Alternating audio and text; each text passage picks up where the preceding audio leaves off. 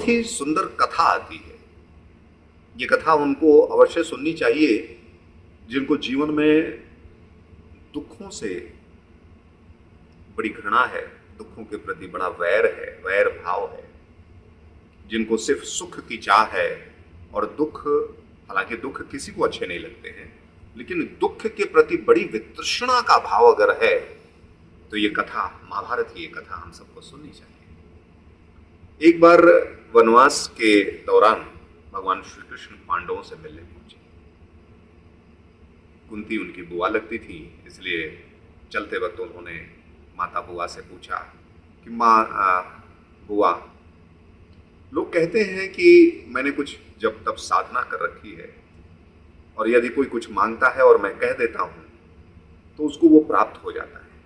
आप भी मुझसे कुछ मांग लीजिए, क्योंकि मैं आप सभी को देख रहा हूँ कि आप लोग जीवन में बड़े कष्ट झेल रहे हैं, आप मांग लीजिए। कुंती इस पर मुस्कुराते हुए बोलती हैं कि हे केशव, वास्तव में यदि आप हमें कुछ देना चाहते हैं तो हमको बस यही दीजिए कि हमारे जीवन में यदा कदा दुख आते रहे। कृष्ण मुस्कुराए और पूछा कि पूरी दुनिया सुख मांगती है, दिन रात सुख का चिंतन करती है, बुआ आपने दुख क्यों मांगा? इसके पीछे का कारण क्या है, मुझसे कही। कुंती ने बड़े विनम्र और बड़े सहज भाव से कहा, हे केशव, जब जब भी हमारे परिवार पे दुख रहा तुम सदैव आसपास रहे, हमें सदैव तुम्हारा ध्यान रहा और तुम सदैव आसपास रहे, तो दुख जब भी आता है हमें उस सत्ता, उस परमेश्वर, उस ब्रह्म की याद दिलाता है, उसकी शक्ति की याद दिलाता है।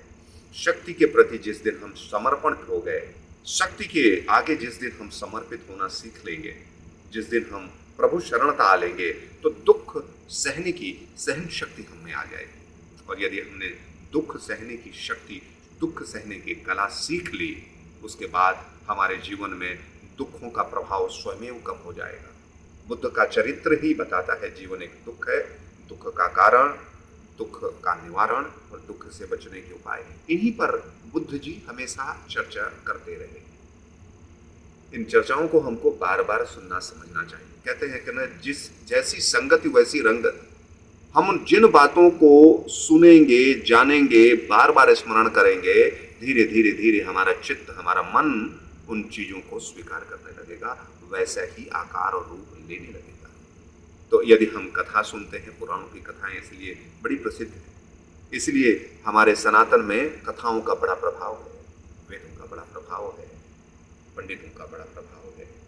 यदा कदा इन कथाओं को सुनने के बाद हमारे जीवन में हम तुलनावादी हैं, हम तुलना करते ही, मनुष्य का स्वभाव है तुलना करना। तो अक्सर हम सुख में तुलना करके दुखी हो जाते हैं कि फलाने के पास हमसे ज्यादा सुख है, फला फला अमुक व्यक्ति, अमुक रिश्तेदार, अमुक जिसको मैं जानता हूं, देखो ना वो कितना सुखी है। ऐसा सोचकर हम दुखी हो जाते हैं। लेकिन दुख में यदि हम तुलना करने लगे तो शायद हमारा दुख कम हो जाएगा।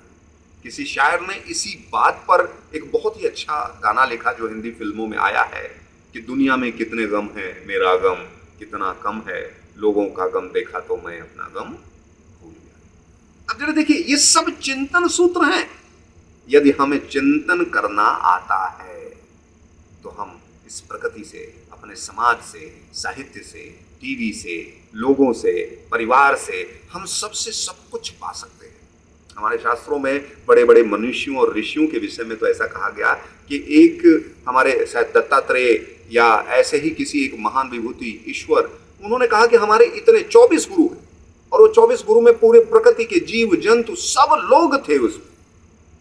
तो आप किसी को भी गुरु अर्थात महान, बड़ा आप बना सकते हैं और उनसे सीख सकते हैं।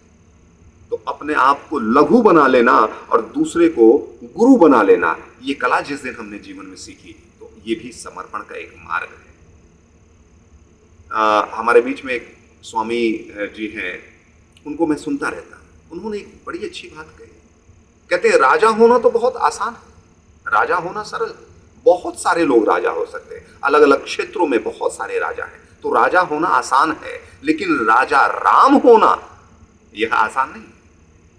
और राम मर्यादा पुरुषोत्तम राम, भगवान राम इसलिए बने क्योंकि वो राजा राम, वो राम का चरित्र देखिए, क्योंकि वो राम सबके आगे झुक जाते हैं। वो केवट के आगे, वो निषाद राजगुरु के आगे, वो मतंग ऋषि के आश्रम पे मतंग के आगे, वो शबरी जी के आगे, वो विभीषण, वो रावण, वो जटायु, वो सभी लोगों के आगे झुककर उनको अपना बना लेते हैं।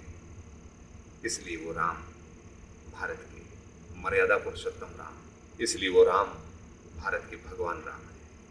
इसलिए उस राम की महिमा, इसलिए उन राम की महिमा पूरे विश्व में गाई सुनी जाती है। और इसलिए कहा जाता है हरि अनंत हरि कथा अनंता, गावहि सुनहि बहुविधि सब संता।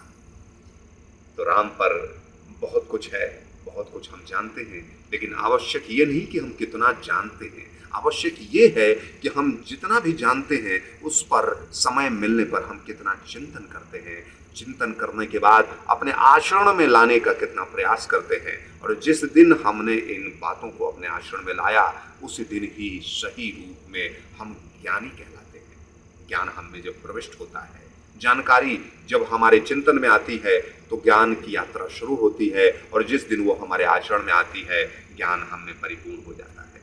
आप सभी ज्ञानी बने, आप सभी शांत, नित्य भक्त, आनंद युक्त बने, यही शुभकामनाओं के साथ मेरा बारंबार